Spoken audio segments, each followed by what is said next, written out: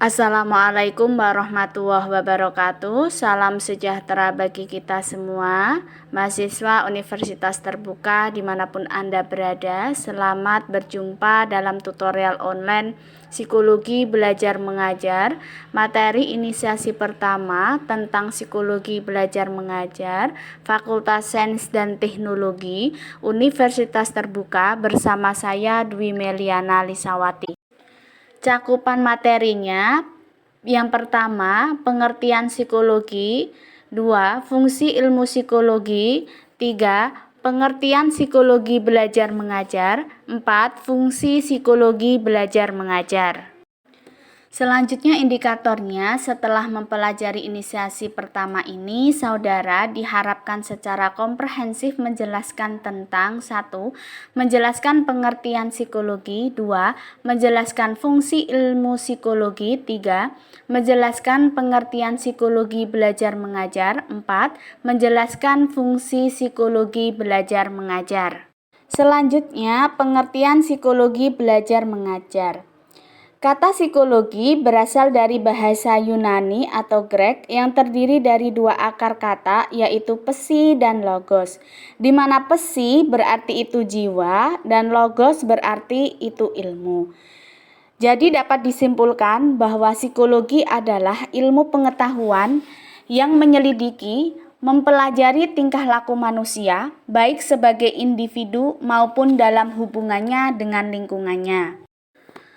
Manusia dapat mengubah perilakunya melalui proses belajar. Dalam proses belajar, manusia memiliki yang pertama itu kemampuan berani, di mana berani dalam mengambil keputusan. Yang kedua, yaitu keterampilan, di mana keterampilan yang dimiliki manusia dari hasil proses latihan dan pengalaman. Pendidikan yang bahasa Inggrisnya education sebenarnya berasal dari bahasa Latin educare yang terdiri dari dua akar kata e dan ducer. E artinya x atau membuat keluar dan ducer artinya potensi seseorang. Sehingga education dapat diartikan sebagai upaya untuk membuat potensi seseorang muncul. Menurut Sukandar tahun 1980, pendidikan adalah usaha mengadakan perubahan perilaku manusia secara teratur, sejak dari lahir sampai mati. Ini yang disebut dengan konsep lifelong education. Sejak dari lahir, manusia sudah mendapatkan pendidikan, misalnya cara minum susu ibu, cara tidur, memberi minum, memberi makanan tambahan, dan lain-lain. Dengan demikian, pendidikan tidak lain dan tidak bukan merupakan upaya meningkatkan dan mengembangkan kemampuan seseorang. Selanjutnya, ruang lingkup psikologi belajar mengajar adalah semua konsep dan prinsip yang harus diaplikasikan dalam kegiatan pendidikan atau kegiatan pembelajaran dengan adanya pengajar atau kegiatan belajar mengajar. Lindgren dalam Sukamto tahun 1997 mengatakan bahwa seorang pendidik perlu memahami konsep dan prinsip psikologi belajar mengajar agar dapat membantu proses belajar sarana didiknya dengan baik. Selanjutnya, mendidik adalah menghidupkan proses belajar sasaran didiknya. Mendidik di sekolah namanya mengajar, yaitu membantu proses belajar muridnya. Mendidik di perguruan tinggi namanya memberi kuliah, yaitu membantu proses belajar mahasiswanya. Selanjutnya, hakikat proses belajar, di mana kegiatan belajar tidak dilepaskan dari kehidupan sehari-hari manusia. Hampir sepanjang hidupnya, manusia mengalami proses belajar. Menurut Konghucu, seorang filosof dari Cina mengatakan belajar adalah intisari dari hidup. Ini berarti bahwa tiada kehidupan manusia tanpa belajar. Selanjutnya, bisa dilihat dari bagan bahwa proses belajar manusia itu saling berkaitan, di mana masalah pasti dimiliki oleh manusia. Setelahnya, manusia mendapat proses belajar, sehingga dapat menghasilkan kemampuan belajarnya.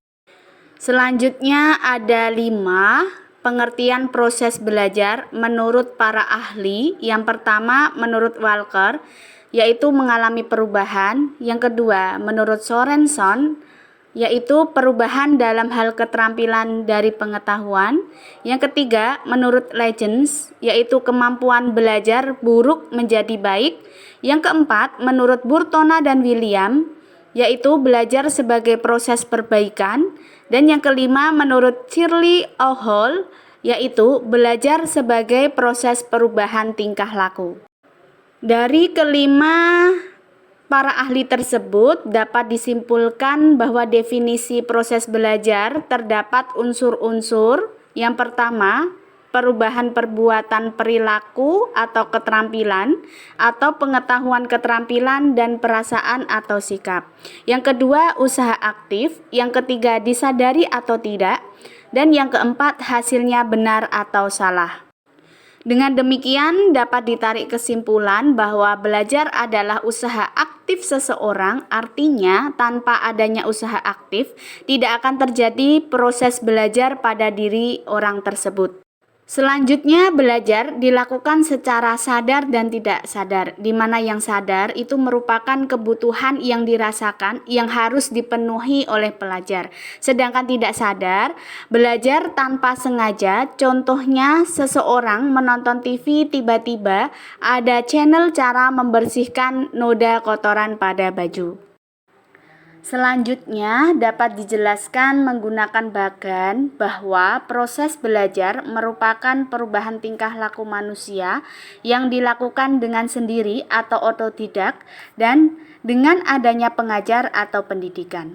Manusia dapat memperoleh pendidikan melalui pendidikan formal, non-formal, dan informal. Selanjutnya evaluasi. Untuk evaluasi ada 4 pertanyaan, silahkan saudara bisa pahami dan baca sendiri sesuai dengan jawaban yang sudah saya berikan. Selanjutnya daftar pustaka untuk referensi utama dari Sudianto Patmowiharjo tahun 2019 dalam bukunya BMP Psikologi Belajar Mengajar Tangerang Selatan Universitas Terbuka. Untuk referensi tambahannya dari Tantowi tahun 2010 dalam bukunya Psikologi Pendidikan Jakarta Yayasan Canisius.